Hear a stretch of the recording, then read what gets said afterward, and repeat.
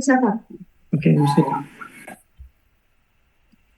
Oke, ini tuh saya dari tadi tuh nyoba login si master tapi nggak jelas nih, nggak bisa. Ini saya share dulu presentasi kali ini.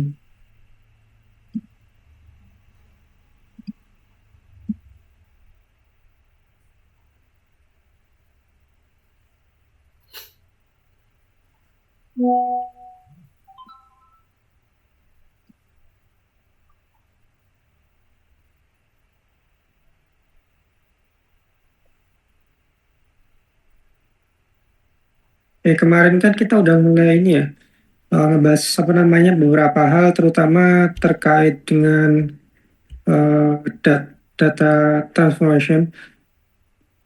Nah, kali ini kita nggak banyak teorinya, tapi kita akan lebih banyak praktek karena memang karena ini ya, karena di Zoom terus dan kita di beberapa tempat lebih baik kita langsung praktik banyak prakteknya hari ini. Tapi di sini saya akan jelasin sedikit tentang uh, fitur engineering. Ini saya mau presentasi tapi sepertinya si master lagi down deh. Dari tadi belum bisa diakses. Nanti Ini Pak, DNS-nya pakai ini nggak, DNS yang settingan atau enggak? Kadang tuh ini masalah DNS. ini saya langsung di kampus nih. Oh, di kampus. Ya, karena ada hal tertentu jadi harus ke kampus.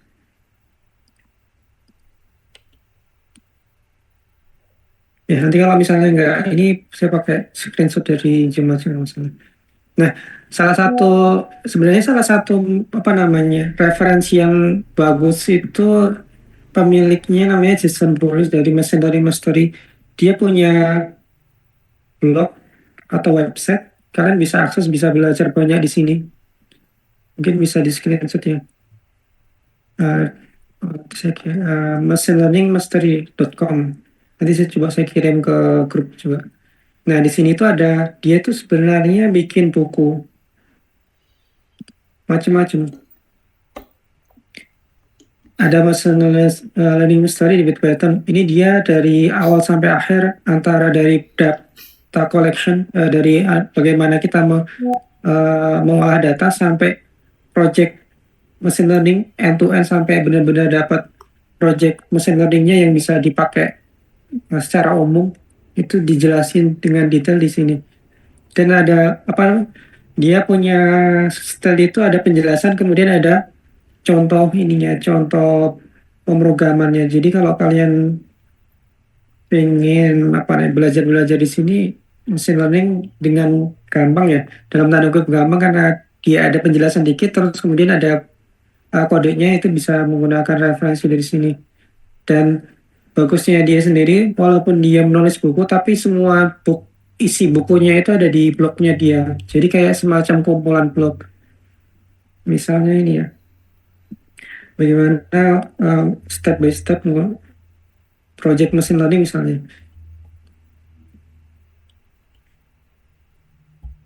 Dia ada penjelasan, kemudian ada apa namanya, apa yang harus diinstal dan macam-macam. Terus dia punya punya kode yang seperti ini, nanti ada keluarannya. Nah, nanti kalian bisa ikutin. Jadi bagaimana mengimport library, terus bagaimana ngolah datanya, terus bagaimana melakukan semacam sedikit EDA-nya secara statik seperti apa. Nah, ini saya rekomendasikan untuk bisa ditengok-tengok apa namanya dari blog ini.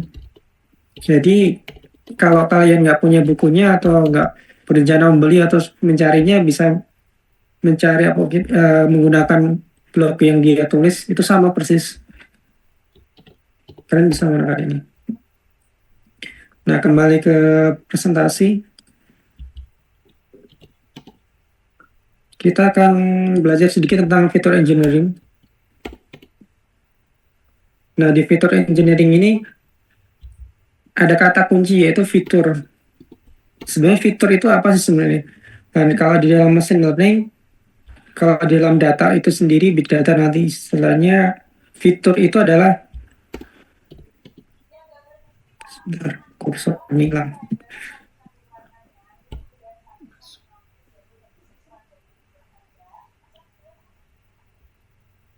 Kalau Zoom nggak masuk, recordingku masuk.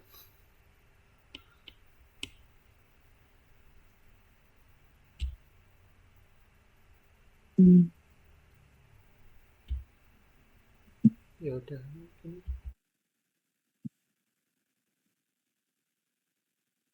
Oke.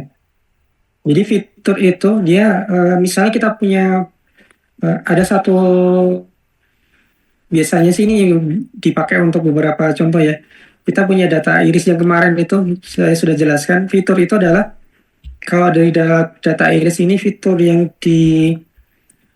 dipakai adalah jarak antara jarak petalnya sama jarak sepalnya untuk masing-masing versi untuk masing-masing kategori kelas si irisnya. Jadi fitur ini adalah suatu ciri. Jadi misalnya kita sebagai manusia ini, kita memiliki fitur misalnya untuk mengenali diri kita itu dari wajah misalnya.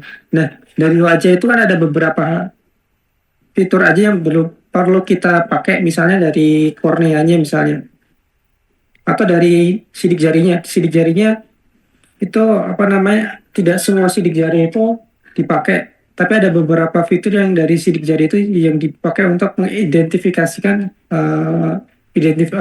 orang tertentu. Jadi fitur itu semacam ciri khas dari dari sampel atau label yang akan kita pakai. Nah, di sini ciri khasnya iris sentosa, ciri khasnya versicolor, ciri khasnya virginica itu bisa diambil atau bisa dibedakan dari panjang petalnya dan lebar petalnya sama panjang sepalnya dan lebar sepalnya. Nah, ketika kita di dunia geosense pasti akan apa namanya dapat data-data seperti salah satu contohnya seperti ini. Nah, kita bisa juga menggunakan beberapa fitur macam-macam kita turunkan dari raw datanya seperti ini. Misalnya kita cari berapa sih amplitudenya. Misalnya kita lakukan FFT dulu. Kita lakukan FFT supaya dari time series menjadi frekuensi domain. Nah, kita bisa menggunakan data dari hasil output FFT tersebut kita masukkan ke dalam mesin learning. Atau kita bisa menggunakan nilai asli amplitudenya misalnya. Nah, itu macam-macam. Atau kita bisa kok apa namanya? Kita bisa ubah nilai amplitude ini menjadi misalnya gambar seperti ini. Nah, dari gambar ini kita coba olah menggunakan mesin learning itu juga bisa. Jadi macam-macam ya untuk mencari fitur itu. Jadi walaupun nanti datanya itu sama seperti misalnya sama seperti ini karakternya, tapi fitur yang kita ambil itu bisa macam-macam. Tergantung mana sih fitur yang paling bagus untuk membedakan antara misalnya kalau di sini untuk membedakan antara Sentosa, Versico sama Virginica. Jadi untuk menentukan fitur itu based on apa namanya skill kita masing-masing juga. Nah, ini salah satu contohnya ini ketika kita misalnya punya data seperti ini. Nah, fiturnya mau seperti apa? Apakah kita akan lakukan misalnya overlay menjadikan dia uh, warna seperti ini sesuai dengan apa namanya legendanya masing-masing. Dari sini kita pakai sebagai fitur masukan untuk mesin learning atau nanti mencari beberapa hal yang memang dia ciri-cirinya misalnya ciri-cirinya di poin-poin tertentu di sini. Nah, itu adalah apa namanya bagaimana kita mencari fitur dari suatu raw data. Nah, misalnya kita diminta untuk mengklasifikasikan anjing. Nah, bagaimana sih apa namanya mengklasifikasikan anjing itu berbeda dengan yang lain misalnya. Nah, kita bisa mengambil apa namanya mungkin dari moncongnya, dari kakinya, dari buntutnya itu macam-macam ya. Nah, dari data-data ini kita akan apa namanya melakukan training misalnya dari kakinya misalnya kita punya data kaki untuk si anjing, terus misalnya data kaki kucing, data kaki untuk ayam dan seterusnya. Kita nyari dari gambar ini misalnya cuma moncongnya doang. Nah, dengan menggunakan ciri-ciri seperti ini, walaupun ciri-cirinya tidak apa namanya tidak kompleks, Tetapi ketika ciri-ciri itu memang sangat berbeda, misalnya ketika ayam sama anjing, anjing kakinya 4, ayam kakinya 2, dan seterusnya. Dengan ciri-ciri yang dalam tanda kutip sederhana, tapi memang itu sangat bisa membedakan, itu akan membantu banget si mesin learning untuk bedain antara misalnya antara anjing sama ayam. Jadi ketika kita memperoleh data raw data, bukan ujuk-ujuk dari raw data itu kita masukkan di machine learning supaya machine learning bisa membedakan antara masing-masing raw data, tapi enggak. Jadi ada satu step dari kita punya raw data, terus sebelum masuk ke data processing itu kita lakukan fitur extraction. Jadi kita akan mengekstrak fitur-fitur mana sih yang akan digunakan. Nah, jadi apa namanya, mencari fitur itu dalam tanda kutip lebih penting ya daripada bagaimana si algoritma itu bekerja.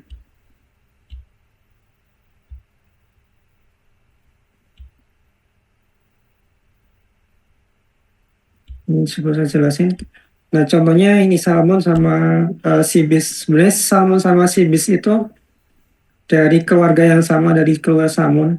Tapi ada dua, apa istilahnya, family atau apa ya kalau jadi ini. Jadi ada salmon, ada sibis, tapi dia sebenarnya dari family yang sama. Nah, beberapa kita bisa melihat di sini antara salmon sama sibis itu sebenarnya ketika kita lihat uh, bisa dibedakan dengan jelas ya, salmon sama sibis. Tapi bagaimana sih mesin bisa membedakan antara salmon sama sibis, sama sibis?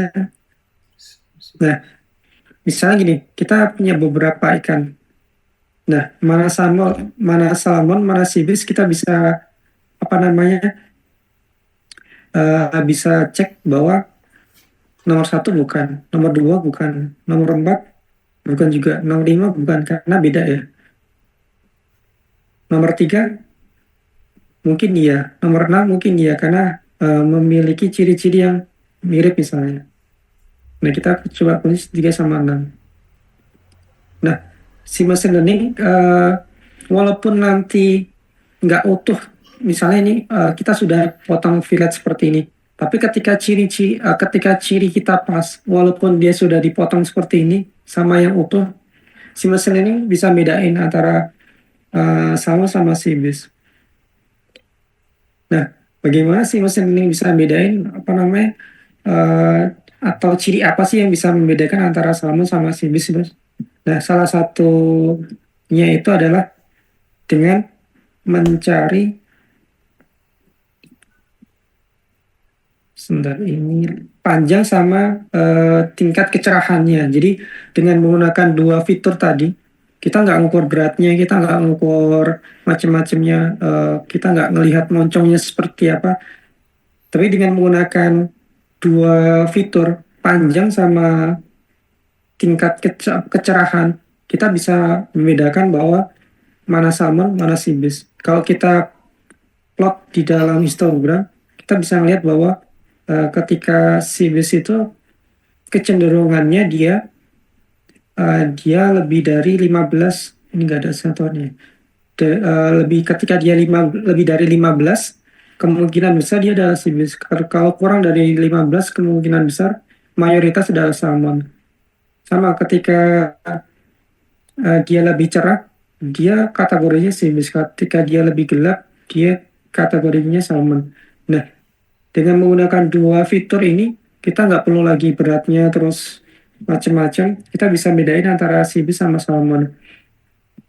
Kalau kita plot, kita bisa cek, oh ternyata tidak, antara yang apa namanya, fitur panjang atau lebar, kemudian fitur satunya adalah tingkat kecerahan kulitnya.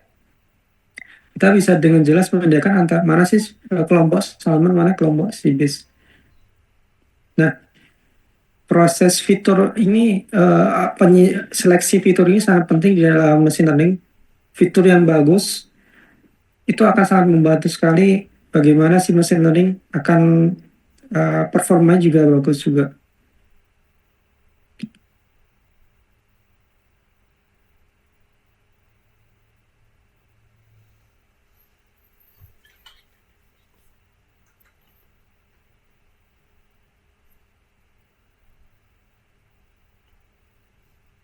Nah, ketika apa namanya menentukan fitur itu juga apa namanya ya, kita tuh nggak perlu takut-takut untuk apa namanya kita dari ukurannya kah atau dari orientasinya kah atau macam-macam. Jadi apapun itu di sini kan kita bisa lihat bahwa di sini panjang, di sini satuannya adalah tingkat kecerahannya. Jadi walaupun nanti unit atau satuannya itu berbeda-beda, tetapi kalau fitur itu yang menjadi pencirinya atau yang menjadi ciri pentingnya itu bisa kita pakai. Jadi nggak bergantung sama unit yang apa namanya unit masing-masing fitur. Karena kita akan bisa melakukan transformasi data, terus kita bisa melakukan normalisasi, scaling dan macam-macam di dalam data preprocessing. Jadi nanti bisa dibaca-baca. Nanti habis ini saya kasih apa namanya ini materi ini ke Google Classroom. Ada yang ditanyakan nggak terkait fitur?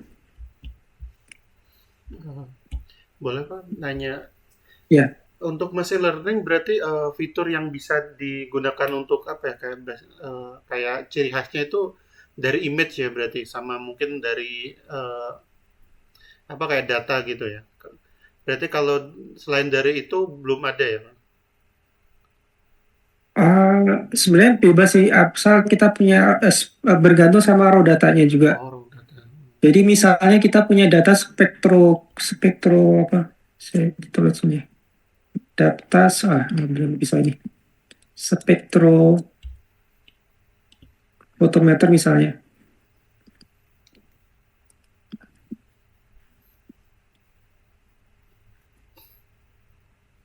Nggak ada top.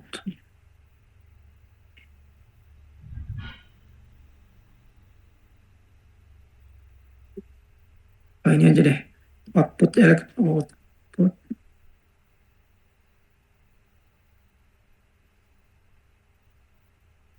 Nah, misalnya kita punya data seperti ini. Jadi ini ada satu alat namanya electronic nose. Electronic nose itu punya larik sensor seperti ini.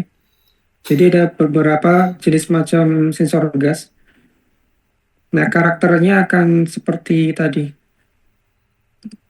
Jadi ada ketika dia belum ada sampel, dia stabil. Ketika nanti ada kasih sampel, dia gasnya akan tercium atau akan bereaksi dengan sensor gas, dia akan naik dan ketika setelah itu diturunkan. Nah, dengan menggunakan seperti ini, kita bisa lakukan pencirinya tadi walaupun bukan image ya. Jadi bukan image tapi kita bisa cari dari nilai maksimumnya masing-masing sensor. Misalnya mana ya yang gambar bagusnya.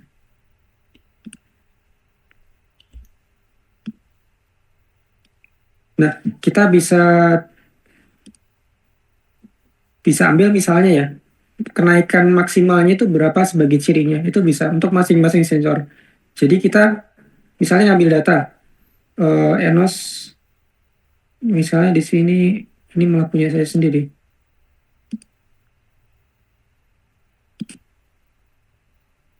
Oh iya, misalnya kita punya data eh, kalau di sini contohnya teh ya.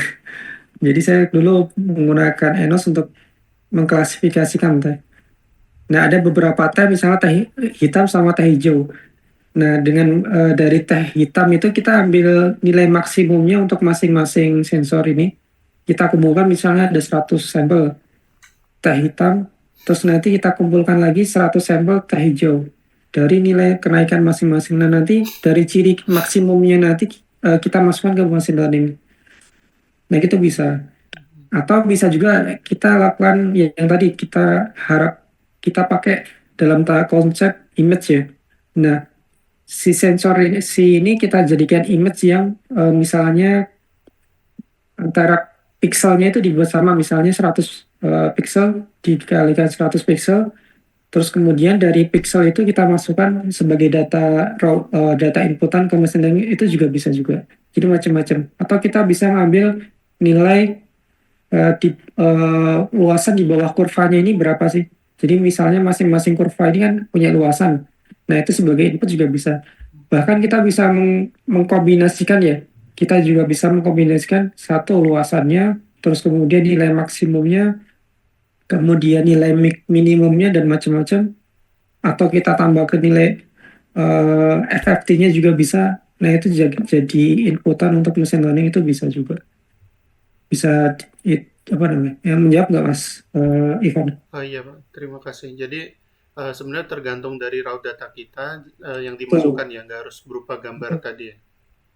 Jadi ada data yang misalnya warna, cahaya, tingkat kecerahan itu bisa langsung misalnya langsung dipakai misalnya. Hmm, Ketika itu seperti ini kan banyak redundant datanya ya Mas. hmm, Di sini kan mungkin akan sama semua di, nah itu akan menjadi data-data yang malah akan menurunkan performanya daripada kita memasukkan data yang redundant yang tidak diperlukan, kita akan lebih efektif untuk melakukan pencirian. Jadi si machine learning-nya juga nggak terlalu keberatan dengan data yang kita load. Jadi itu akan menjadi apa namanya optimasi juga dari kita supaya data yang dimasukkan ke mesin learning itu nggak terlalu banyak juga. hmm. Oke, Itu nanti masuk ke fitur selection mas, untuk optimasinya. hmm. Fitur extraction sama fitur selection. Oke, ada yang lain?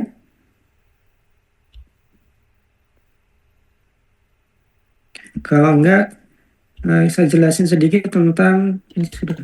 Oke. Saya sedikit tentang skillon ya. Jadi kan kita menggunakan skillon itu pasti ada eh, konsep-konsep yang harus kita patuhi ya. Nah, mungkin ini belum sampai nanti ke skillon karena kita masih menggunakan Panda sama Nampi ya. Nanti ketika kita masuk ke skillon, nanti jangan bingung ketika nanti harus ada dot fit, terus nanti dot fit itu digunakan untuk melakukan fitting misalnya, melakukan training datanya. Nanti ada transform. Jadi kita akan melakukan misalnya transformasi menggunakan misalnya kita pakai normalisasi, pakai scaling. Nanti kita akan menggunakan transform. Ada predict juga. Jadi ketika si model itu sudah di fitting, sudah dilakukan training, maka kita akan melakukan prediksi terhadap data yang baru menggunakan predict. Terus nanti ada score. Jadi ini apa namanya? Konsep ini yang nanti akan banyak teman-teman lalui pakai yaitu fitting, terus kemudian transform, kemudian nanti predict sama satu lagi score. Jadi nanti jangan bingung ketika kok saya pakai fit terus nanti ketika tiba-tiba pakai score dan macam-macam. Nah, kalau scoring itu dia misalnya ketika si data itu sudah dilakukan training, ada beberapa model mesin learning misalnya PCA terus LDA itu dia akan bisa mengeluarkan skor. Jadi dia akan bisa mengeluarkan skor. Nah dia untuk mengeluarkan skornya aslinya si model kita menggunakan fungsi dot score. Tapi kalau kita pakai dia prediksi dot predict itu bisa misalnya tadi misalnya Sibis sama Salmon ketika dot predict dia akan mengeluarkan dua itu aja dua label Salmon ataupun Sibis yang akan kita pakai yang kita apa namanya kita latihkan. Tapi ketika dot score dia akan memberikan skornya masing-masing data. Misalnya pakai LDA, LDA-nya nanti LD-nya lebih dari nol atau kurang dari nol. Jadi dia akan mengasih nilai aslinya, realnya. Nah, konsep seperti ini nanti akan kita pelajari menggunakan sklearn karena untuk apa namanya library mesin learning yang enak kita pakai itu dari sklearn atau sklearn. Nah, kita uh, untuk teorinya mungkin cukup di sini dulu. Nanti untuk teori selanjutnya mungkin setelah kita apa namanya kita kembali di kelas uh, normal. Nah, kemarin kan sudah ini ya, teman-teman sudah nge-download data dari apa itu namanya adult, terus kemudian sudah melakukan processing data untuk melakukan filtering kan. Sudah. Nah, hari ini kita akan melakukan EDA atau melakukan analisis eh, dari data si adult ini menggunakan eh, NumPy sama Pandas sama nanti Seaborn. Nanti kalau misalnya ada pertanyaan, teman-teman bisa request untuk ini ya, untuk share screen-nya biar nanti kita bisa lihat sama-sama, misalnya kalau tidak ada error atau apa. Nah, di sini karena saya pakai Zoom itu ternyata ketika menggunakan Visual Code itu berat banget. Jadi saya pakai Jupyter Notebook yang ini ya, yang basicnya apa itu namanya web based. Jadi kalau ada perbedaan tampilan nggak masalah, yang penting bisa jalan masing-masing ya.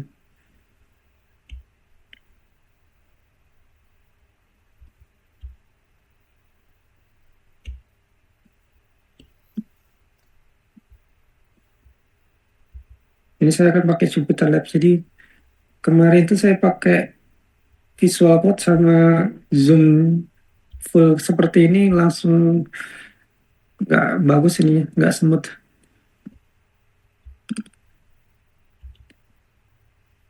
Nah, kemarin kan pertama kita sudah ngeplot membuka data iris, terus kemudian ngeplot seperti ini.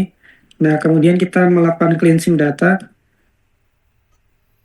dari data output, terus kemudian menyimpannya di sebentar biar kelihatan.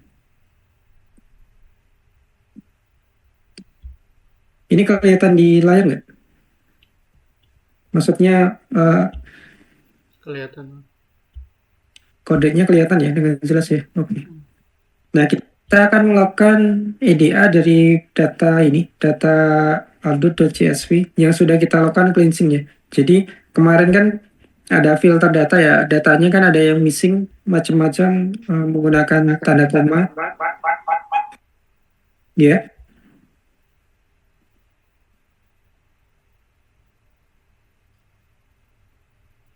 Aman, lanjut ya.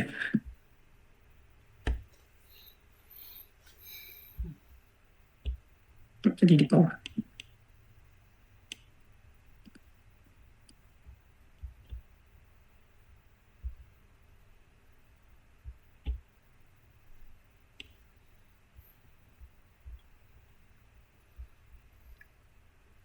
Oke, Ini sebentar. lanjut yang kemarin atau buat baru lagi, Pak? Boleh buat baru, boleh lanjut kemarin. Ini saya ini dulu ya. Nah, tolong ini eh, absen dulu. Mumpung bisa nih.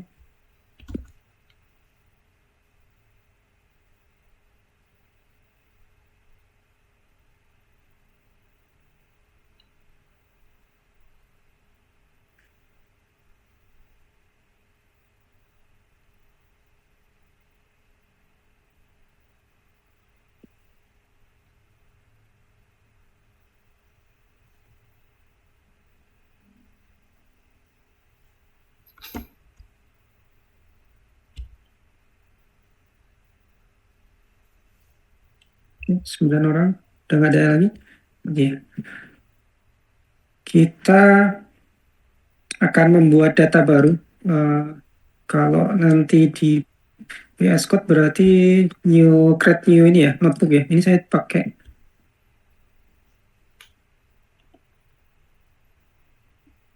Ini.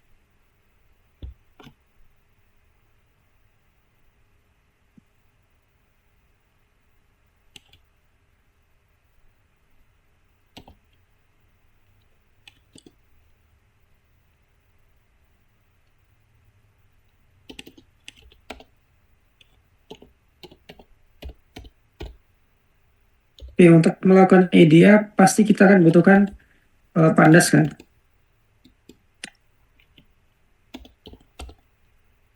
Terus kita akan datanya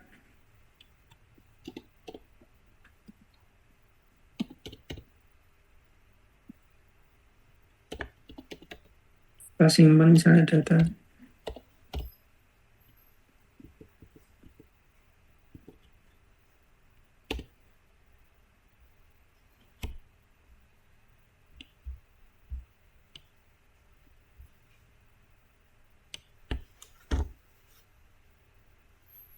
Hidup pakai.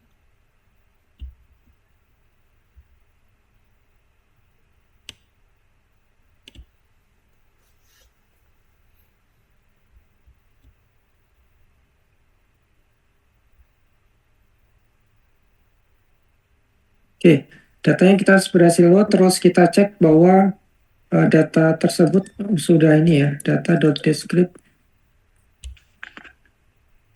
sudah apa namanya bisa kita olah bahwa nggak ada missing lagi, terus masing-masing apa namanya eh, kolomnya itu juga bisa ini sudah clean, nggak ada yang missing lagi. Nah, kita akan coba olah datanya.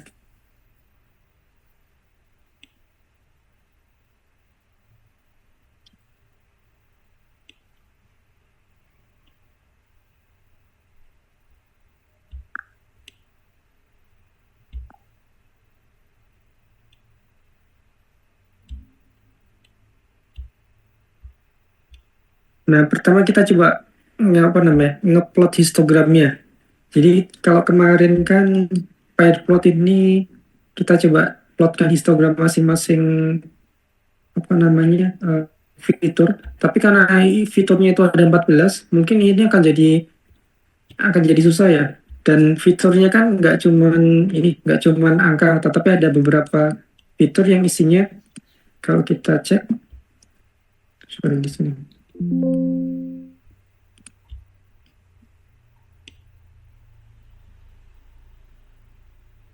Ada beberapa fitur itu objek. Jadi misalnya marital status, dia menikah atau enggak, duda atau single misalnya. Terus misalnya dari seksnya misalnya female atau male, itu kan dia objek ya. Kalau kita melakukan plot seperti ini kan nggak bisa dibilang nggak semuanya bisa kita apa namanya kita bisa lihat berapa sih ke jumlah apa distribusi masing-masing fitur itu seperti apa. Nah, kita coba bisa cek eh, misalnya kita melakukan analisis dari umurnya di sini. Kalau kita lakukan dot descript, kita bisa melakukan deskripsi dari masing-masing fitur. Nah, utamanya kalau di sini dia akan mengeluarkan apa itu namanya dari fitur yang dia INT kan atau dia angka. Jadi kita bisa cari berapa sih nilai maksimumnya dia. Umur 90 mungkin masih masuk ya. Nah, nanti ketika di sini umurnya misalnya ada yang 100 atau misalnya tiba-tiba ada yang 200, nah itu perlu dipertanyakan apakah memang benar ketika umur manusia sampai untuk saat ini misalnya sampai 150 misalnya. Nah, dari dot descript ini kita bisa langsung tahu oh ini itu make sense atau enggak sih sebenarnya apa namanya datanya itu dari 30.000 ini apakah datanya ada yang outlier atau enggak dan seterusnya itu bisa dilihat dari sini. Nah, kalau kita lihat bahwa di sini ini rata-ratanya 38 terus apa namanya mediannya sekian. Mungkin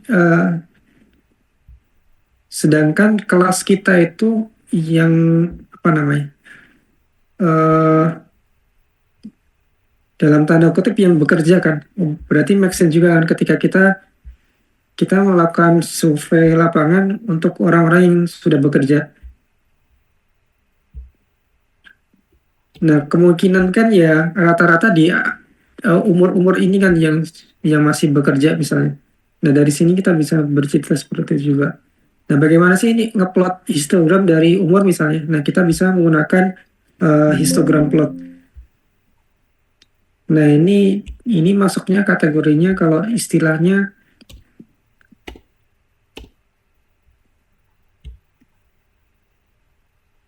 data visualisasi.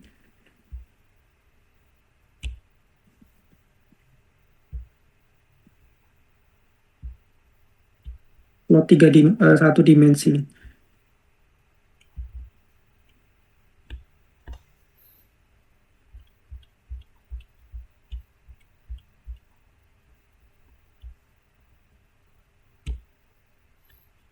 Nah, kita akan menyediakan kanvasnya dulu menggunakan dot figure. Kemudian kita menggunakan seaborn. Nah, di sini belum kita load ya.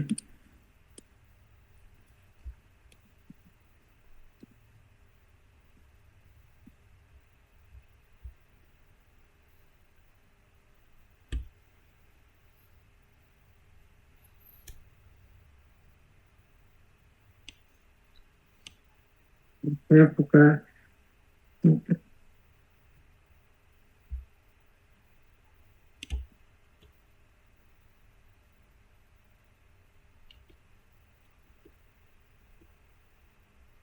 Ini saya outputnya nanti SVG supaya lebih clear nanti di layar biar nggak pecah.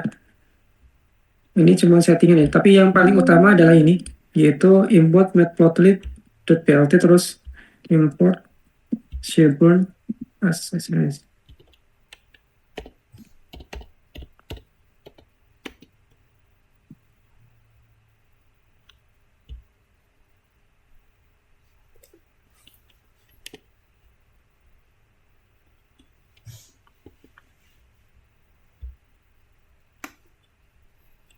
Nah, library utamanya adalah pandas, kemudian matplotlib.pyplot, terus kemudian seaborn ya.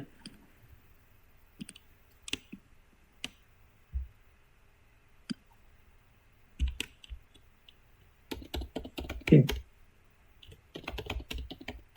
Kemudian kita coba visualisasikan. Ini saya sambil buka catatan.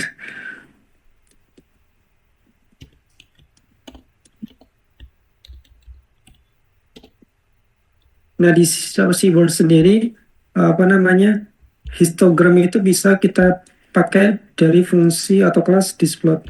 Terus datanya apa, terus yang akan kita plot, misalnya umur. Nah,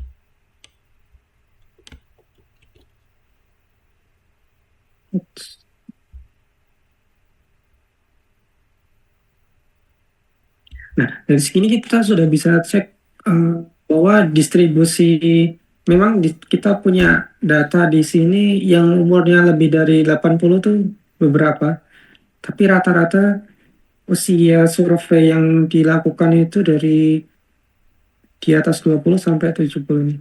70 itu sudah di atas 70 sudah sedikit.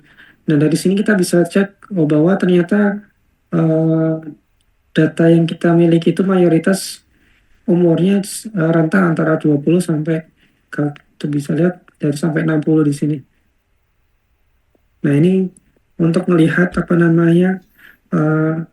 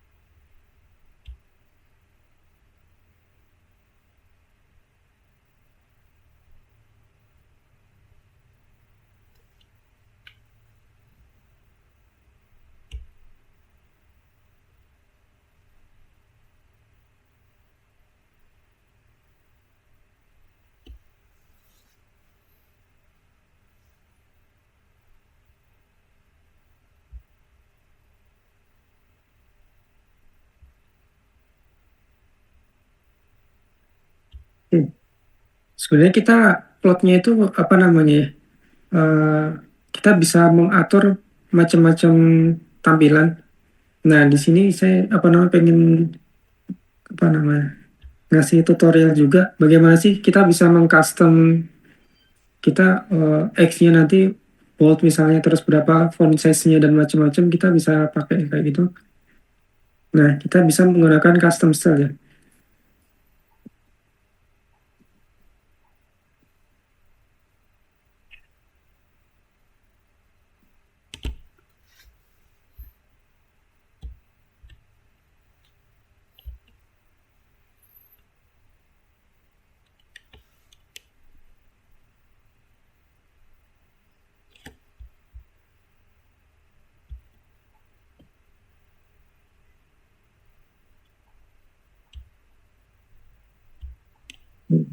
Kita akan melakukan custom style supaya tampilan gambar kita itu lebih bagus.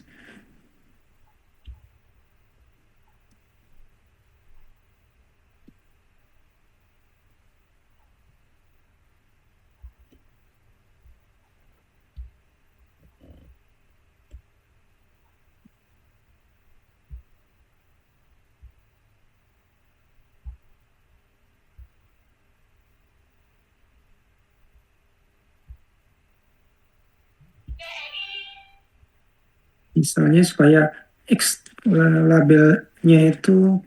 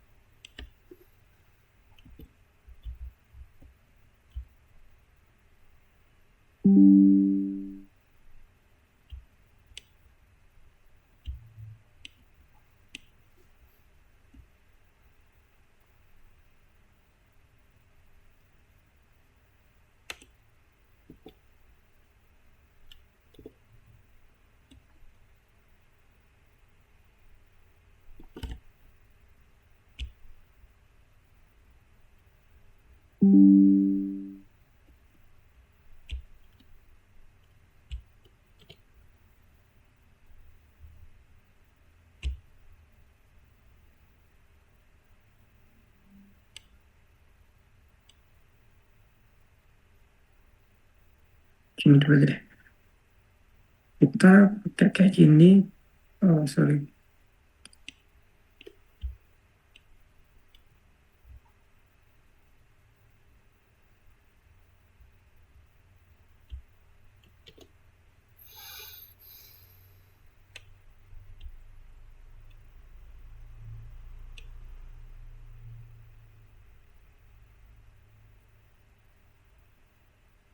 Lampu material.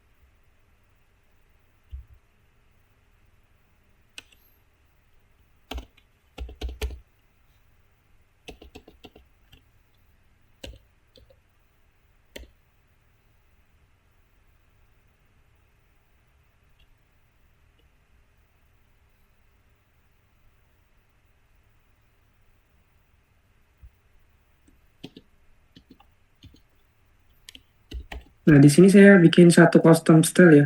Jadi dia nanti size dari misalnya 40, 50, 60-nya itu 28, terus Y-nya juga 28, terus nanti ini dibuat bold, terus nanti stylenya menggunakan style yang klasik. Nah, bagaimana mengimplementasikan caranya?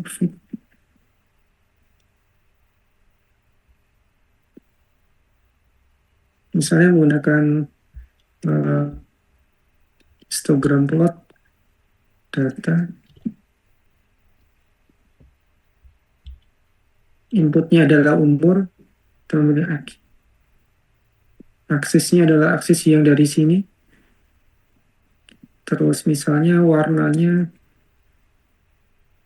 kayak ini.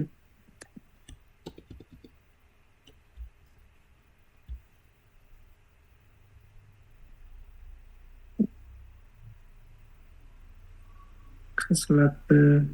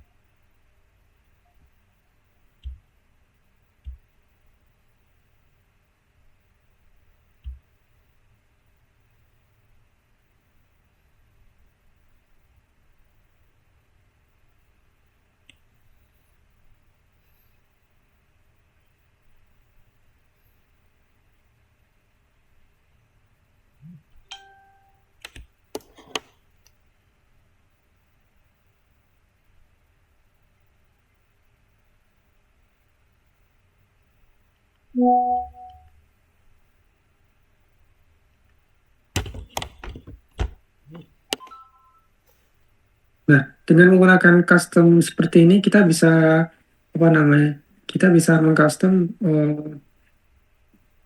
sesuai dengan apa yang kita harapkan, misalnya seperti ini.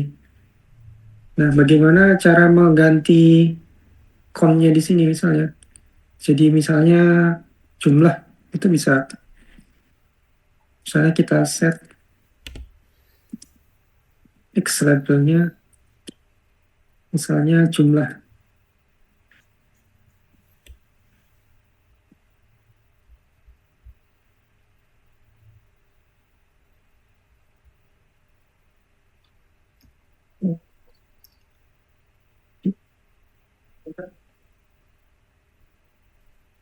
Jumlah distribusi. Oke, ini. Misalnya,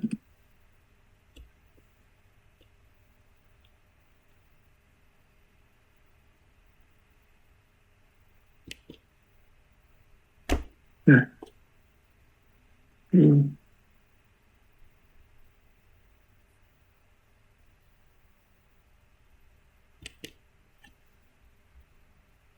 Nah, kita bisa menyimpannya di dalam report fit.setFit.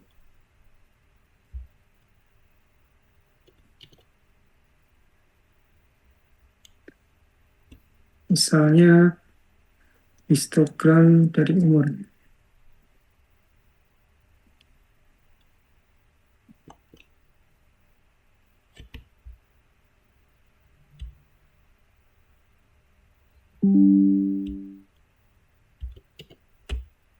Nah, kita bisa cek apa namanya hasilnya seperti ini. Kalau kita cek ininya,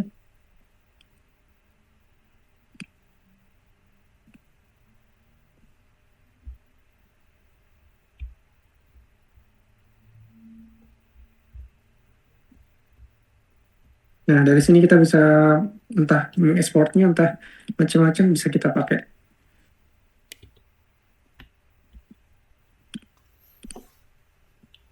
Nah, ini salah satu plot kita bisa membuat visualisasinya menggunakan dimensi one dimensi menggunakan histogram.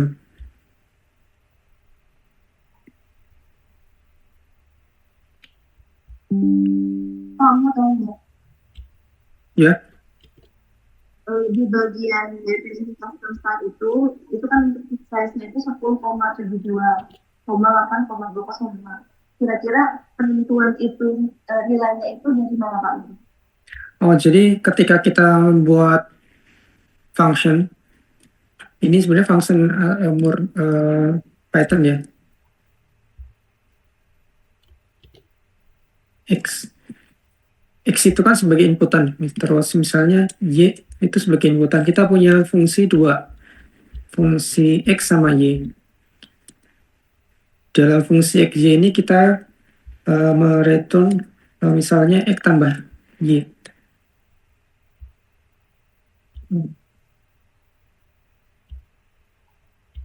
Nah, fungsi kalau tanpa dijalankan, dia ada error missing argumen x sama y. Kita harus mengisi dia x-nya berapa, misalnya x-nya 2, y-nya 3 misalnya. Hasilnya harusnya 5. Nah, ketika seperti ini, ketika kita tambahkan di sini sama dengan 2, di sini kita tambahkan sama dengan 4, itu sebagai default parameternya, default value-nya. Jadi walaupun dia nggak diisi, ada 6. Tapi ketika X-nya sama dengan 4, berarti kan 4 ditambah 4 ya, 8. 8. Y-nya misalnya jadi 10, jadi 14. Kalau ini saya ganti, Y-nya misalnya 10. Outputnya berapa?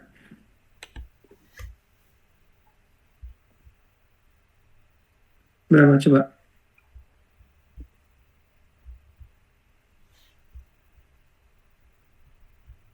Masih ke-mute. Berapa? 12. Iya, betul 12. Karena Y-nya 10, X-nya kan karena kita nggak inputkan, dia defaultnya 2. 2 tambah 10, 12. Sama seperti di sini. Di sini itu sebagai nilai, apa namanya, nilai default. Jadi default nilainya ini. Jadi ketika nanti saya nggak pakai ini, misalnya ini tanpa ini, itu sudah punya otomatis dia ukurannya sekian. Jadi nggak perlu lagi disetting macam-macam. Sudah dipahami? Mungkin maksudnya gini Pak, yang angka itu tuh apakah itu ukuran yang bagus, style yang bagus, Oh, atau seperti oke. apa Pak? Yang angka Saya ngambil ini itu dari origin. Jadi kan dulu saya dari Fishmetal, terus ketika Fishmetal itu pasti pakai origin dan macam-macam ya. Itu semacam ukurannya defaultnya software yang sudah standar. Biasanya pakai ini. Terus saya ngambil ini, terus mencari tahu ternyata ukurannya adalah ini. Ini saya pakai kayak semacam defaultnya untuk saya bikin plot-plot macam-macam. Jadi ketika nanti plot, ketika bikin apa namanya, bikin untuk paper itu ukurannya sudah kayak apa namanya, sudah sama semua. Jadi rasionya akan sama semua. Entah teman-teman yang menggunakan software origin misalnya, ketika nggak kirim datanya ke saya, misalnya datanya berupa gambar, ketika saya bikin pengolahan menggunakan mesin learning, menggunakan Python utamanya untuk ngeplot, nanti ukurannya komposisinya akan sama. Itu aja sih dulu kenapa pakai ukuran ini.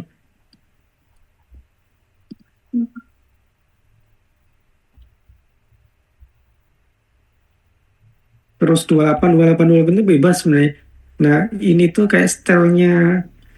Jadi ketika nanti misalnya ini karena untuk paper ya dulu ya. Ketika nanti kolomnya 2, jadi kan kita bisa, biasanya kan beberapa jurnal itu style kolomnya kan dibagi 2 ya. Satu page itu ada 2. Nah, kalau dibuat besar-besar seperti ini, nanti ketika dikompres pun dia akan jadi kelihatan terbaca. Itu sih alasannya. Jadi bisa di macam-macam ukuran, terus macam-macam apa namanya, ukuran size-nya juga macam-macam, itu bisa-bisa aja tergantung style kita masing-masing. Tapi ketika nanti masuk ke jurnal itu harapannya ketika dikompres jadi setengah page itu dia bisa terbaca dengan jelas dan konsisten untuk semua plot-plotnya. Nah itu dengan custom style seperti ini akan membantu sangat sekali. Oke, di bisa diterima jawabannya? Iya Pak. Soalnya kan biasanya kayak 8 sama 12 gitu tadi tuh penasaran kok jadi 10 sama 17 tadi. Iya, ini karena saya menyesuaikan standar ukuran yang software bawaan dulu. Ya. Pak, ini tadi saya pengen ngikutin, cuma agak susah. Ini tuh ngelanjutin data yang kemarin atau kita baru? Data yang kemarin yang Oh, berarti kita tinggal di bawahnya aja, ngasih programnya aja sebelumnya. ya bisa, ini kan kemarin kita nge-download dari data apa itu namanya, uji data web, Ya, dapat data sama .names, terus kita lakukan processing macam-macam, terus kita lakukan cleansing datanya kan, datanya kita hilangkan yang tanda tanya ini kan yang data tanda tanya dihilangkan semuanya, terus kita simpan datanya. Oh, berarti langsung bisa pakai data yang disimpan itu. Ya, kalau mau melanjutkan yang file ini berarti yang dipakai adalah data filter, data yang difilter, Oke, bukan data aslinya. oke, bentar. Tadi.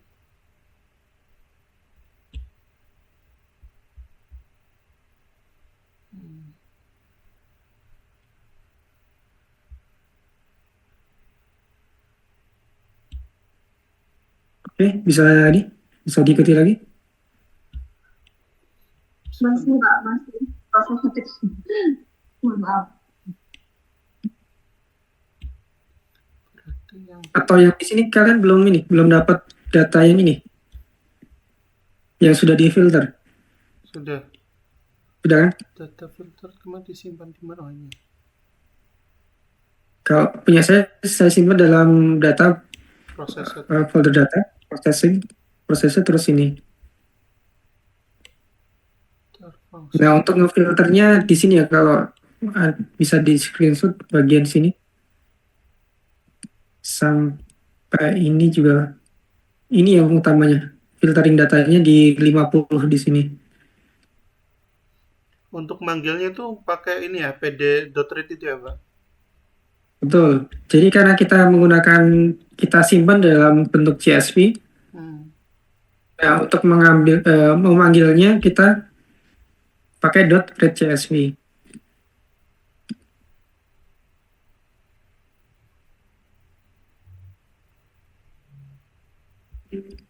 Oke, dari situ dulu ya. Dari kita konfirmasikan datanya, kita bikin jadi kenapa saya pecah jadi dua seperti ini, dua notebook yang berbeda, karena kan masing-masing notebook kan punya tujuan masing-masing. Kalau yang pertama kemarin kan ini untuk nge-cleansing datanya.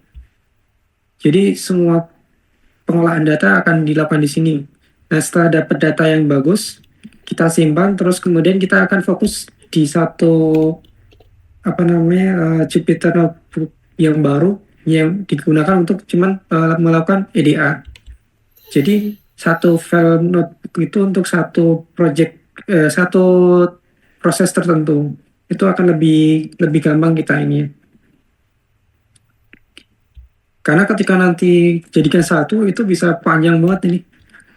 Ini udah 50 misalnya. Nanti ketika ini diolah tambah ini nanti akan semakin panjang lagi. Itu nyarinya akan lebih susah.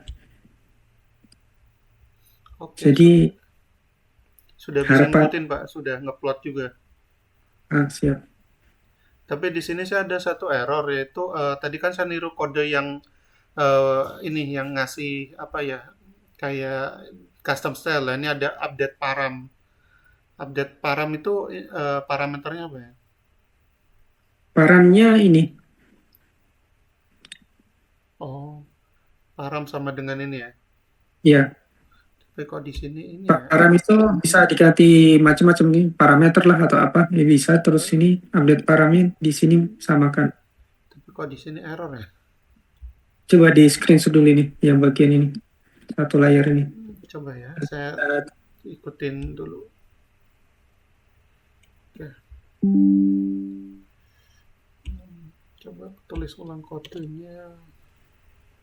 Maaf, ya, apakah boleh ini ada di insert yang bagian awal Kak, yang bagian import, import itu yang terlewat di sana. bagian import Iya, seperti ini. Oh ya, yang ini itu nggak perlu ya. Jadi yang ini karena saya pakai Jupyter Notebook, biar nanti hasilnya itu clean di layar itu saya pakai formatnya SVG. Jadi defaultnya itu dia PNG sebenarnya. Nah ini itu untuk nge-setting SVG-nya aja untuk ini ya. Nah utamanya adalah ini. Ini saya kopikan di sini ya. Kopikan di meeting chatnya. Oh, belum ada yang belum ini absen.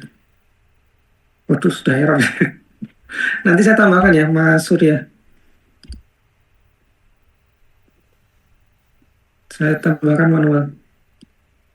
Atau ini coba sebelum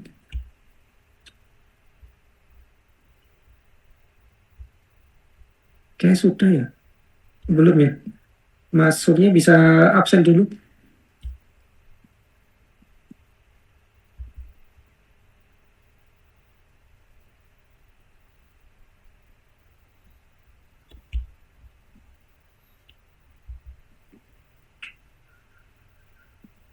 Jadi kalau dia chat ini. Nah, ini coba saya kopikan aja ya biar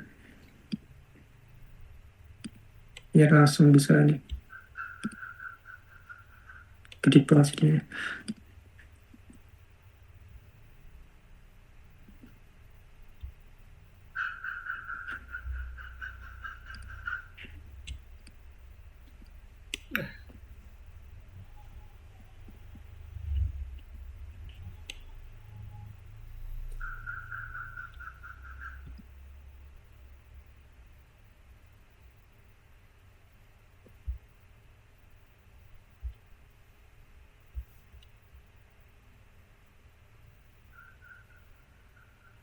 Oh ya, di sini saya bentar, bentar. Mas Surya sudah bisa ini belum?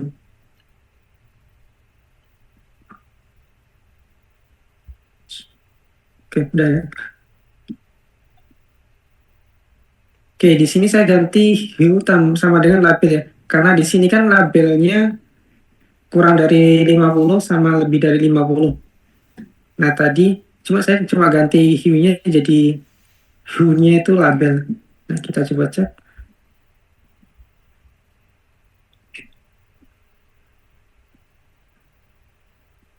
Nah, dari sini. Jadi kalau kita lihat ini karena overlay ya. Sebenarnya dia eh, yang bentar, biar agak. Nah, yang lebih dari 50 itu warnanya hijau, tapi karena overlay sama sama ungu jadi kelihatan biru. Nah, kalau kita lihat dari sini memang make sense juga ya, umur yang penghasilannya lebih dari 50 ki per tahun itu dia umur-umur yang sudah mature ya, oh, udah matang ya di sini rata-rata. Kalau yang kurang dari itu masih di umur-umur kita umur-umur apa namanya 20-30 itu rata-rata dari penghasilnya kurang dari 50. Kalau dia sudah rata-rata 40 ke atas itu penghasilannya lebih tinggi. Nah, dari sini kita bisa bercerita seperti itu juga. Jadi dengan menggunakan EDA seperti ini kita bisa bisa mengkonfirmasi ya, bisa bercerita, oh ternyata secara statistik itu mayoritas yang berpenghasilan lebih itu di umur ketika sudah 40 ke atas dan seterusnya. Jadi ini gunanya EDA itu di situnya untuk mengetahui karakteristik si datanya.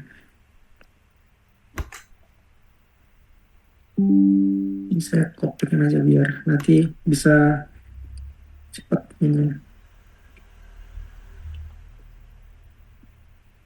Nah, saya lanjutin ya. Misalnya kita cek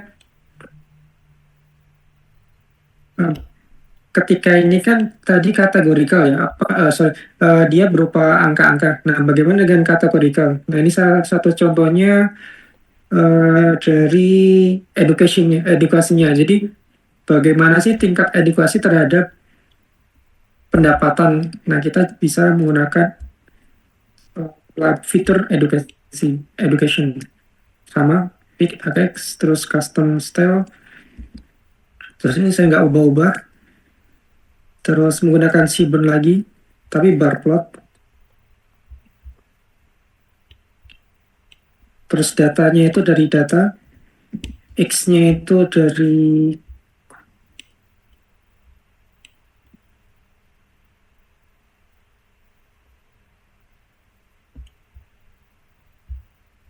oh ya, sebelum ini data itu harus kita melt dulu. Jadi kita grupkan dalam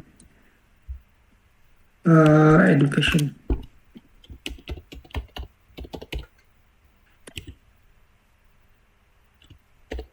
Dari data kita akan melakukan grup. Sudah, saya grup berdasarkan education label educationnya dan berdasarkan labelnya. Labelnya itu tadi lebih dari 50K sama kurang dari 50K.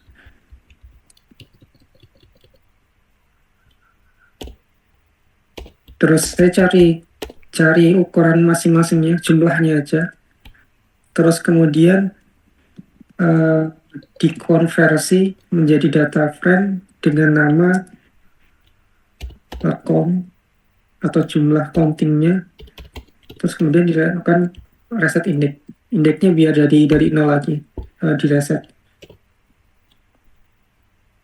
Jadi dari data ini akan dilakukan grouping education sama label, kemudian akan dilakukan penghitungan jumlah. Nah, jumlahnya ini di rename menjadi count, terus kemudian reset index. Kalau kita cek kayak gini step by stepnya. Jadi kalau di dalam Python itu dot itu kayak semacam pipeline ya, pelabelan fungsinya itu apa ini. Misalnya fungsi pertamanya ini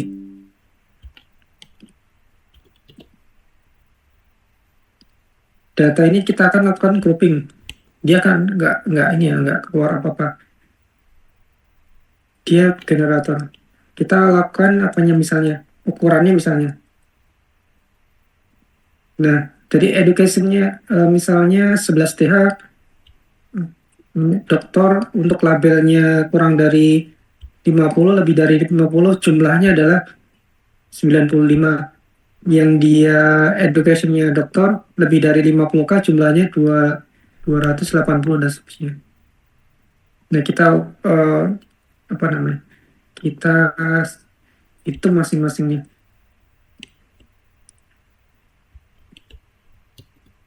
Terus di sini cuma penamaan. Tadi kan belum ada namanya, terus dikasih menjadi namanya count. Terus saya reset indeksnya. Untuk ngereset indeksnya, sebenarnya enggak. Biar indeksnya itu mulai dari, tadi kan belum ada indeksnya. Dari 01, 03, dan seterusnya. Nah, itu disimpan dalam variabel namanya education group.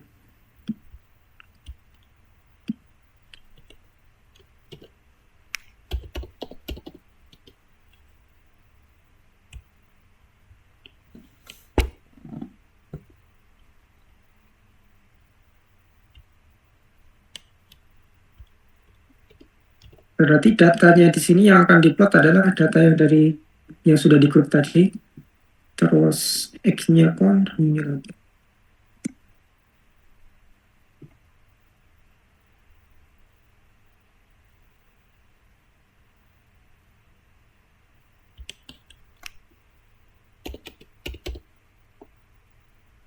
Kayak ini.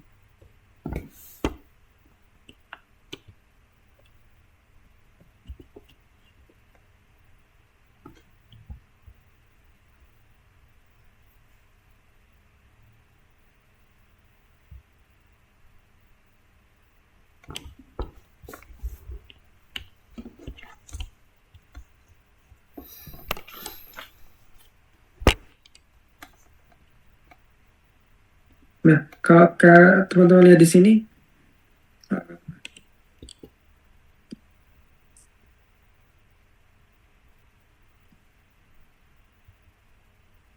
di sini kan ada doktorat sama Higreads dan macam-macam ini ya. Itu sebenarnya kita bisa mengkategorikan lagi supaya dia lebih lebih apa namanya? Lebih bagus itu misalnya ketika 9TH terus 8TH ini kan drop out ya. Jadi kelas-kelas yang atau orang-orang yang educationnya nggak sampai sampai misalnya eh, sampai sarjana misalnya, kita bisa mengkategorikan dia dalam misalnya drop out atau nah itu kita bisa caranya seperti ini.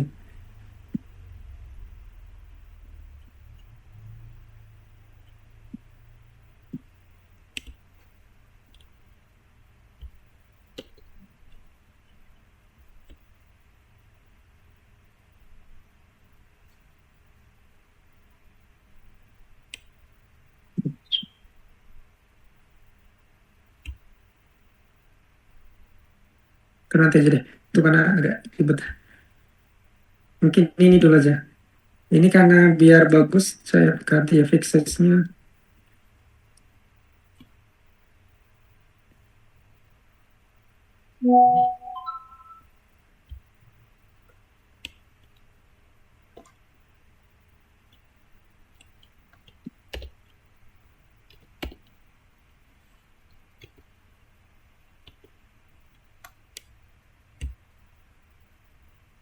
Nah kayak gini. Jadi eh,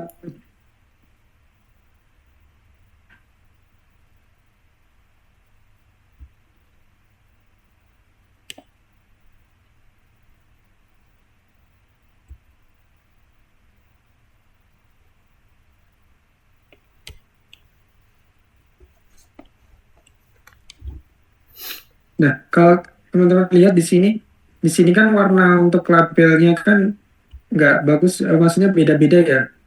Ada yang biru banget itu untuk kurang dari 50, yang hijau di sini tuh beda warnanya itu lebih dari 50. Nah, kita bisa menyamakan warna itu menggunakan palet namanya. Palet. Kemudian dari palet ini kita akan beri dia kayak kode warnanya misalnya. Misalnya ini ya.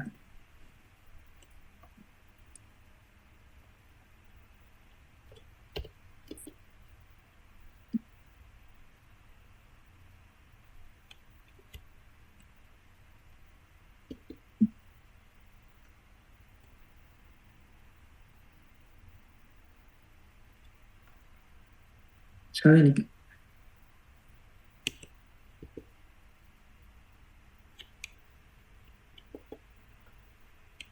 Ini saya kopikan juga di sini.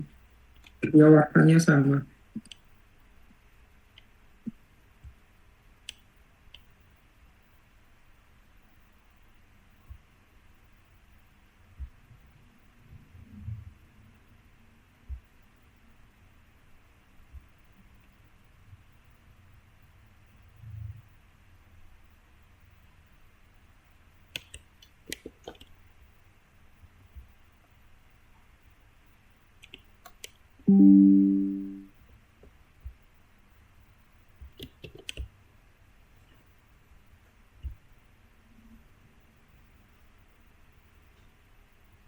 memang di sini dibuat shadow ya.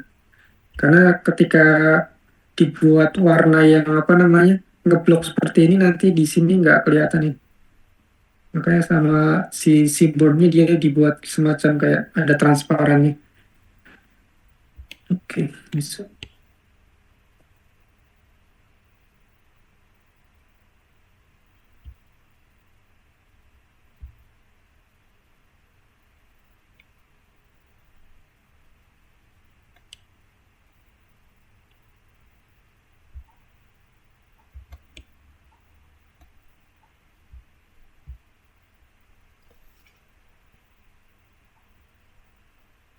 Teman-teman masih ngikutin nggak?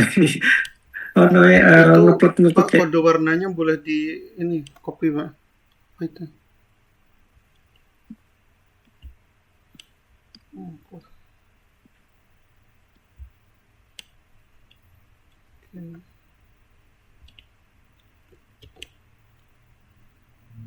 Oh, salah. Oh, ternyata salah satu grup. ya. Nah, jadi nah ini sekalian ini ya belajar bagaimana sih apa itu namanya kita mengolah datanya. Nah, di sini kan ketika kita ternyata dihadapkan sama data-data yang nilai inputannya itu kayak ada sound college kan nggak jelas ya, terus prof school, preschool macam-macam seperti ini. Nah, kita bisa melakukan optimasi terhadap datanya ini supaya dia lebih optimum. Jadi ketika nanti dia masuk ke mesin learning, terus ketika dilakukan encoding itu dia nggak terlalu banyak tambahan variabel. Kalau kayak gini kan berarti nanti seperti yang jadi kemarin kemarin kalau kita punya dua misalnya hitam putih kita punya gender female sama male. Berarti kan kita ketika melakukan encoding dia menjadi dua dua fitur yang berbeda kan, fitur male sama fitur female. Nah kalau kayak gini kita melakukan encoding banyak lagi. Ada satu, dua, tiga, empat, lima, enam, tujuh, delapan, sembilan, 10, 11, 12, 13, 14, 15, 16. Ada 16 tambahan ini, tambahan kolom. Itu baru dari education-nya. Nanti dari misalnya tambah tadi dari jenis kelamin tambah dua lagi. Yang tadinya satu kolom jadi dua dan seterusnya. Itu kan dalam tanda kutip nanti akan membebani si mesin learning-nya. Nah, kita untuk melakukan seperti itu kita bisa melakukan optimasi juga. Nah, gunanya EDA itu di sini. Nah, kita bisa melihat bahwa ketika di education dia cenderung drop out kategorikan seperti ini, 10 TH, 11 TH, 12 TH dan seterusnya ini.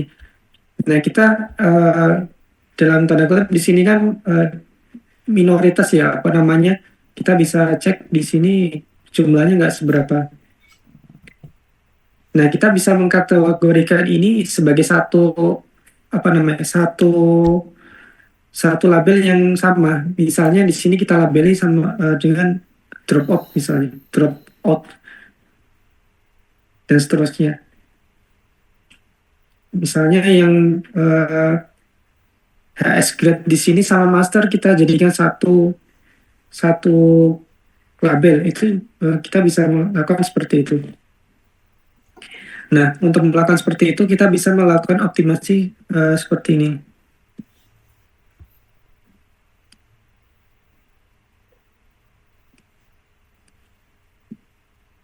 Semoga ini bisa terus nih.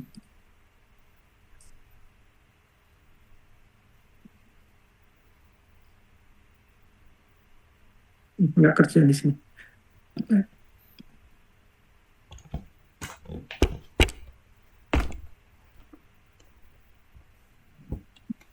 Saya ambilkan dari aslinya.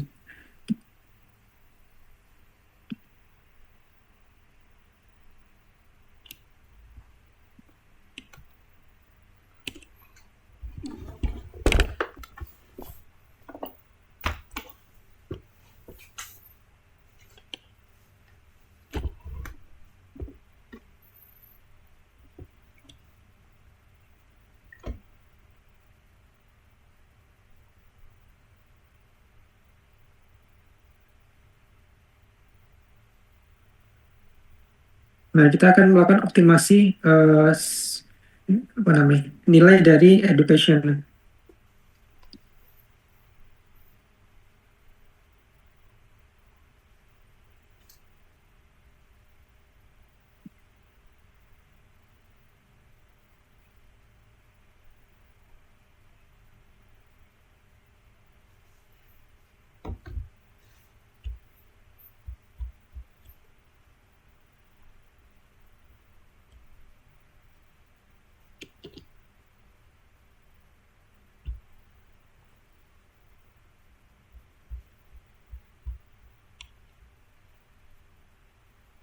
Saya kopikan di sini ya.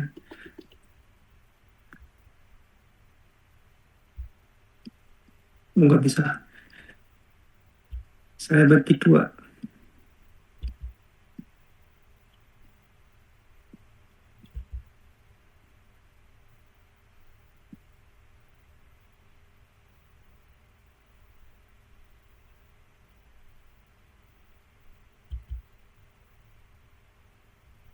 Nah, di sini data education-nya ini kita replace preschool-nya jadi dropout 1 sampai 4-nya tadi. Yang ini jadi dropout dan seterusnya. Kita lakukan minimalisasi seperti ini. Misalnya HS grade kita jadikan high grade dan seterusnya. Nah, ketika kita lakukan ini, kemudian kita lakukan plot yang sama sebelumnya.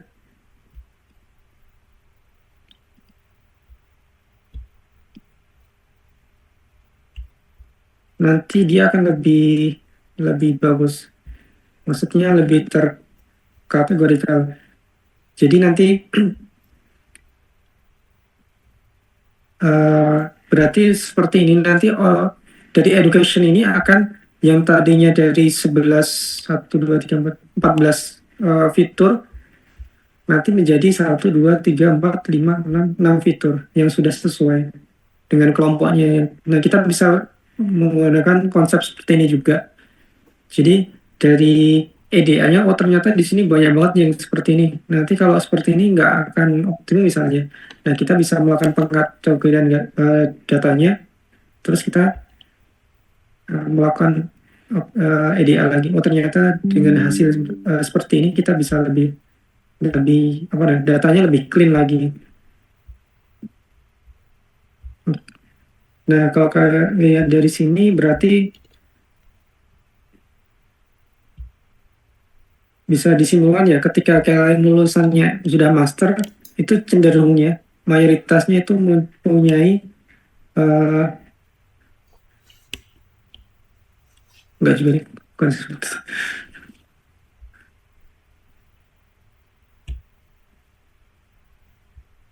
Nah, kalau dari sini yang dia lulusannya S1 itu mayoritas memang lebih dari mayoritas itu kurang dari 50K.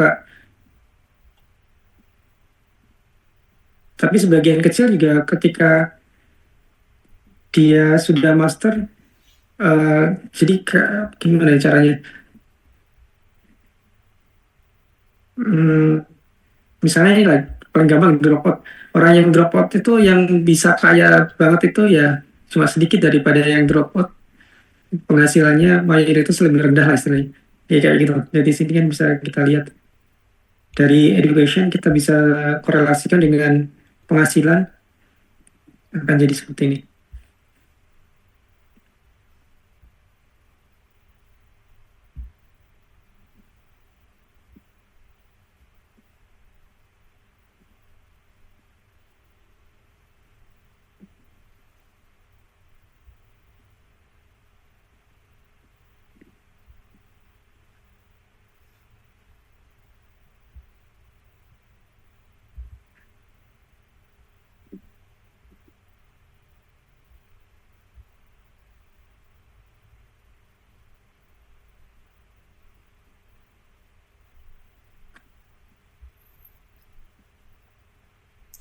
Oh ya Pak, tadi saya ngikut ini yang klasifikasi data education replace personal dari mulai dari ini kan. Tapi malah ini apa error. Banyak bukan error sih, banyak peringatan. Nggak tahu kenapa ini. Coba peringatannya apa Kayak ini biasanya sih. IP kernelnya apa ya? Nah, Coba coba saya ulangi lagi aja sebentar. kalau kernelnya error tuh harus di restart sini di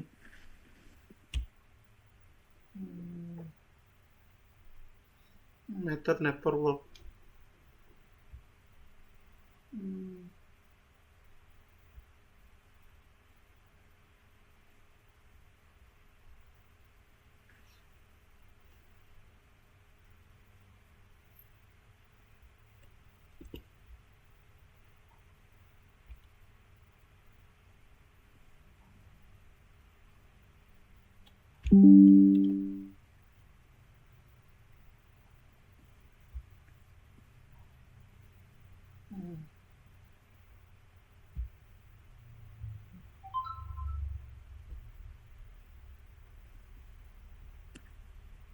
oke,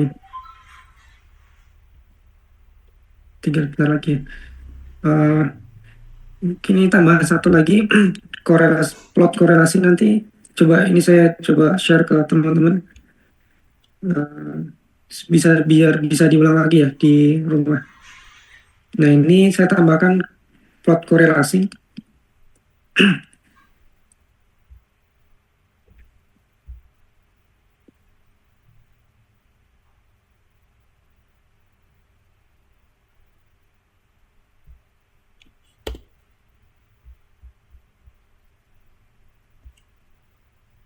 Nah kita kan melakukan korelasi antar fitur, tapi karena di sini ada beberapa fitur yang apa itu namanya berupa kategorikal. Nah kita akan melakukan korelasi terhadap fitur yang dia angka aja, itu bisa langsung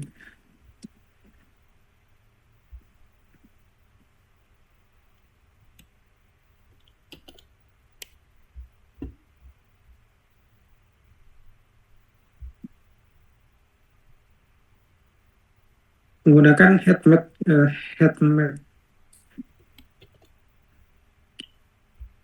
dari data. Kita select dulu datanya yang eh,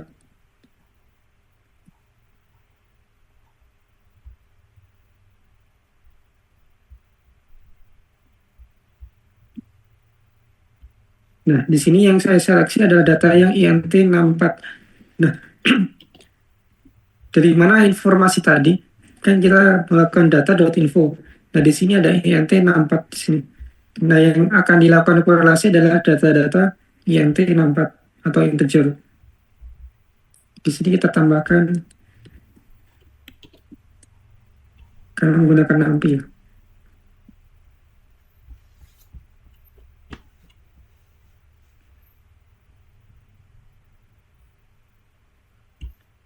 Kita akan melakukan korelasi.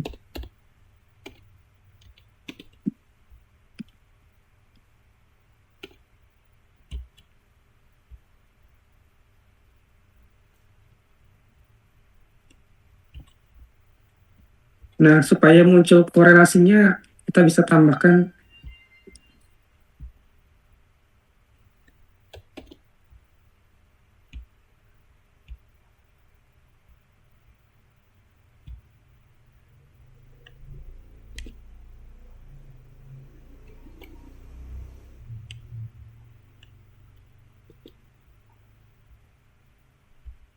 Gmap itu maksudnya kayak semacam tema warna sih.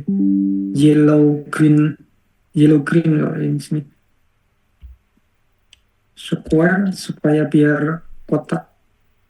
Jadi biar ininya kotak nggak lagi apa namanya ada yang panjang ada yang pendek. Square. Terus kemudian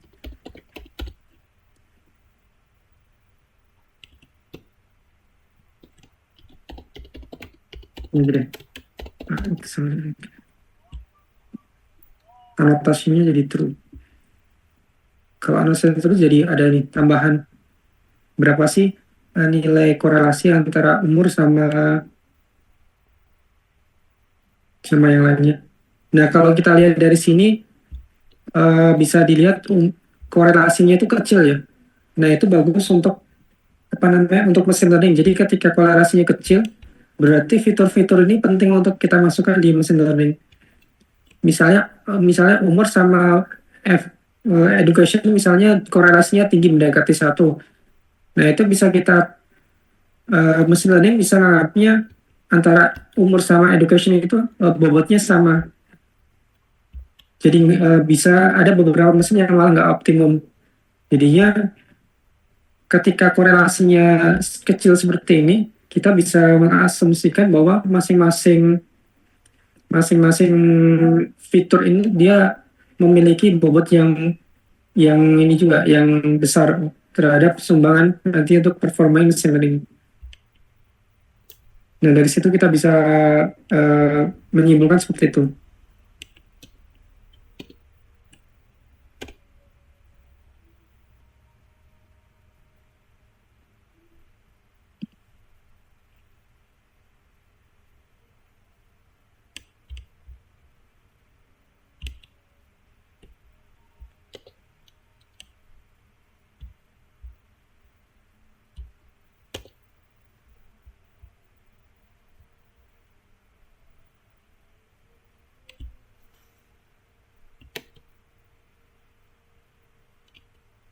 Oh ya, sebelum saya tutup ini karena ada. Tapi suara saya masih kedengaran jelas kan ya? Oh iya. Pak boleh minta Oke. copy yang data correlation tadi ya? Ini. Iya. Soalnya karena panjang banget nggak ketulis yang sebelah sini. Oh, oke, karena nanti kan ini setelah ini UTS ya. Jadi setelah Lebaran itu kalian langsung UTS kan? Mulai tanggal 8 konfirmasi. Iya kalau di Udah dapat jadwalnya. jadwalnya belum? Belum ya? Sudah ada Pak jadwalnya. Kok Nah, saya masih nggak untuk muncul ya? Oh iya silakan. nah untuk UTS nanti sesuai apa namanya? Seperti yang tahun kemarin nanti akan close book terus nanti esai. Jadi nah nanti materi yang dari saya nanti saya akan upload di apa itu namanya? Di Google Classroom. Terus kalau dari saya nanti yang saya jelasin aja, yang apa nama, yang saya jelasin. Nanti bukan kode seperti ini bukan, cuman dari lebih ke apa namanya, ke pemahaman aja dulu. Nah baru nanti yang untuk setelah UTS ini nanti akan lebih ke project base seperti ini. Tapi untuk yang besok, yang UTS nanti close book ya, close book terus kemarin sudah sepakat sama Pak Kakak close book sama essay bentuknya.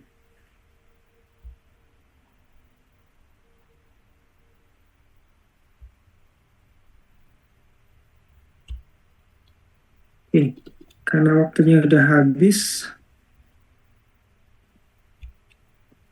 kita baru sampai Pak, ya. permisi maaf. Hmm. Oh, ini buat apa namanya? Filenya apakah boleh minta ya Pak? Soalnya saya ngikutin itu banyak yang error. Oh ya, nanti saya kirim ini ya, kirim Jupyter, ya, apa itu namanya Jupyter notebooknya. Ya, Atau langsung saya kirim sekarang ya, oh supaya iya bisa. Pak. Mungkin dikirim di grup Pak.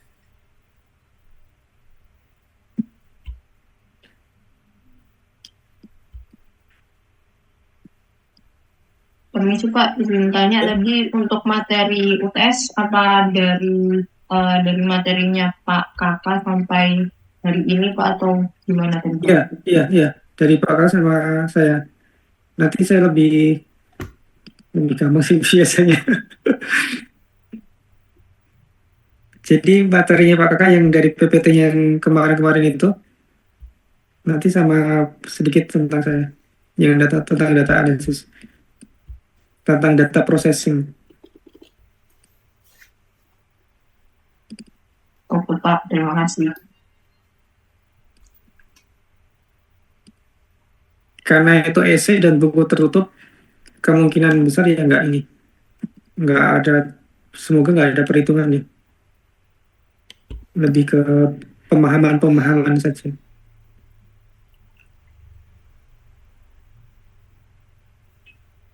Ya, itu bisa di-download dulu teman-teman sebelum saya tutup kuliah pada sore hari ini.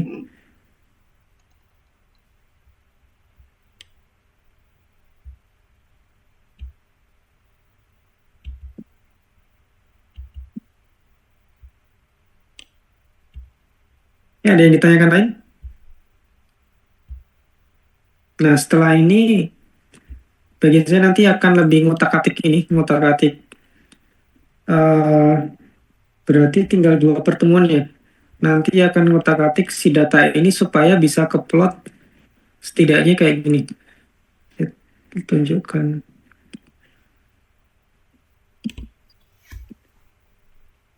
Dan Pak, Ya, ini akan masih ada pertemuan lagi? Atau iya. Ini setelah UTS. Nanti akan plot PCA. Jadi sama nanti sedikit tentang melatih modelnya supaya menjadi berapa sih akurasinya dan seterusnya. Sampai situ cukup sih.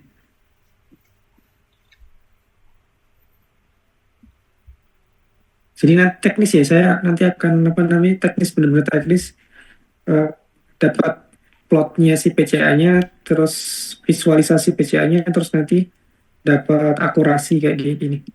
Berapa sih akurasinya, berapa sih sensitivitasnya, terus bagaimana sih kita memprogram machine learning itu. Jadi bagaimana sih kita melakukan cross validasi. Nah, itu nanti akan saya sampai situ di 2 pertemuan terakhir ini sebelum Pak Aji. Nah, oleh karena itu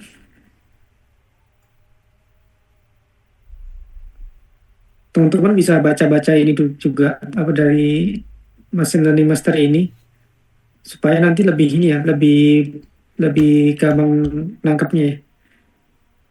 Setidaknya ini deh, step by stepnya ini.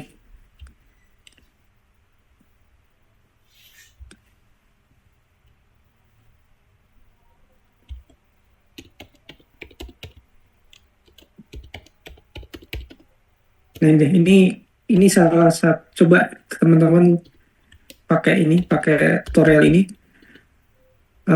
Di sini tutorialnya menggunakan data iris yang saya jelaskan tadi, bunga.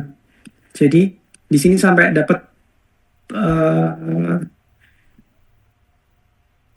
dapat akurasinya macam-macam bisa. Jadi teman-teman bisa pakai tutorial dari sini. Nah, nanti kita akan aplikasikan tutorial ini untuk si data adultnya, data yang kita olah. Oke, jelas ya?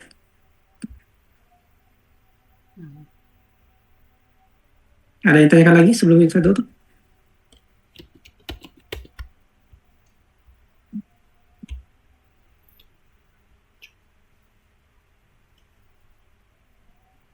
sejauh ini cukup jelas, Pak? Udah ya? Oke, teman-teman bisa ikutin di websitenya yang saya kirim, itu sangat lengkap dan semoga itu memudahkan dalam belajar data science untuk geofisika. Walaupun datanya itu data yang simple terus tabular macam-macam, itu kan tinggal case-nya nanti seperti apa ya. Kalau data geofisika berarti kalian harus mengekstrak misalnya dari data seismik terus bagaimana supaya dapat data tabularnya. Nah, itu ilmu teman-teman di geoscience akan main di situ untuk bikin clean datanya. Nah, yang saya jelaskan di sini yang di tutorial adalah data yang memang sudah tabular yang sudah siap diolah. Kemudian workflow-nya yang seperti yang saya kirimkan. Nah, kita kan belajar di situ ya di workflow-nya. Oke, sekian kuliah pada sore hari ini. Selamat ini ya, Lebaran juga nanti. Persiapkan UTS-nya. Jadi kalian udah mau UTS tapi Lebaran, jadi semoga tidak mengganggu fokus kalian ya. untuk nanti mendapatkan nilai yang bagus dan maksimal. Terima kasih atas kurangnya semua. Kita akhiri dan Assalamualaikum warahmatullahi wabarakatuh. Waalaikumsalam warahmatullahi wabarakatuh. Terima kasih, Pak. Ya, Terima kasih, Pak. ya. Iya.